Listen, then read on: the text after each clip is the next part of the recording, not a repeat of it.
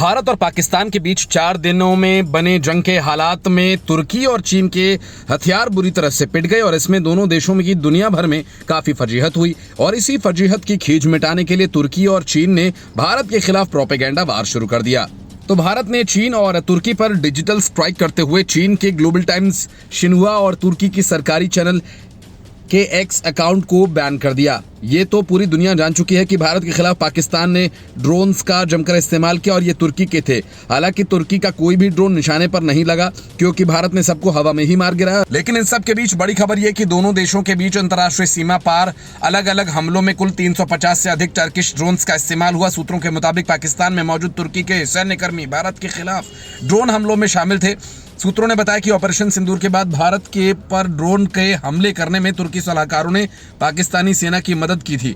सूत्रों ने यह भी बताया कि जब भारत जवाबी कार्रवाई कर रहा था तो कार्रवाई में तुर्की के 2 ड्रोन ऑपरेटर भी मारे गए। पाकिस्तान ने कथित तौर पर भारत के खिलाफ TB2 ड्रोन्स और YIHA ड्रोन्स का इस्तेमाल किया। माना जा रहा है कि इन ड्रोन्स का इस्तेमाल लक्ष्य निर्धारण और खुद को नष्ट कर दुश्मन को नुकसान पहुंचाने के लिए किया जाता है। 7 मई की रात को भारत ने पाकिस्तान और POK में स्थित 9 आतंकी ठिकानों को निशाना बनाते हुए एयर स्ट्राइक की, जिसमें कम से कम 100 आतंकी मारे गए। और आतंकियों के मारे जाने के जवाब में पाकिस्तान ने भारत के सैन्य और रिहायशी ठिकानों को निशाना बनाया, जिससे दोनों देशों के बीच जंग जैसे हालात पैदा हो गए और स्थिति 4 दिनों तक बनी रही, जिसमें तुर्की ने खुलकर पाकिस्तान का साथ दिया। विंग कमांडर व्योमिका सिंह और कर्नल सोफिया कुरैशी ने पत्रकारों को जानकारी देते हुए यह बताया कि अंतर्राष्ट्रीय सीमा और नियंत्रण रेखा पर सियाचिन से सर क्रीक तक 36 जगहों पर लगभग 300 से 400 ड्रोन्स के साथ हमले की कोशिश की गई। उन्होंने बताया कि ड्रोन के मलबे की फॉरेंसिक जांच की जा रही है और प्रारंभिक रिपोर्ट से पता चलता है कि ड्रोन्स तुर्की से आए और एसिस गार्ड कंपनी के सोंगर ड्रोन हैं। भारत पाकिस्तान के बीच जंग जैसे हालात बनने के पहले,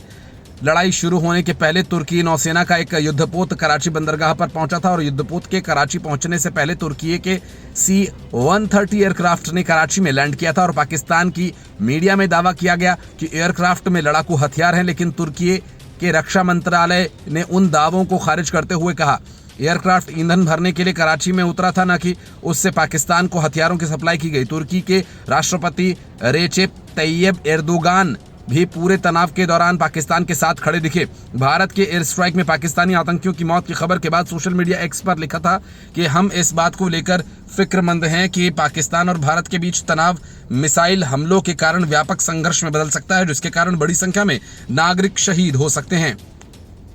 मैं हमलों में अपनी जान गंवाने वाले हमारे भाइयों के लिए अल्लाह से रहम की प्रार्थना करता हूं और मैं एक बार फिर पाकिस्तान के भाई जैसे लोगों और पाकिस्तान के प्रति अपनी संवेदना व्यक्त करता हूं। एर्दोगान ने बताया कि इस तनाव के बीच उन्होंने पाकिस्तान के प्रधानमंत्री शहबाज शरीफ से फोन पर बात की। तुर्की के राष्ट्रपति ने पाकिस्तान के सुर में लाते हुए अपनी पोस्ट में कहा, हम जम्मू कश्मीर में हुए जघन्य आतंकवादी हमले के संबंध में अंतर्राष्ट्रीय जांच कराने के पाकिस्तान के प्रस्ताव को सही मानते हैं।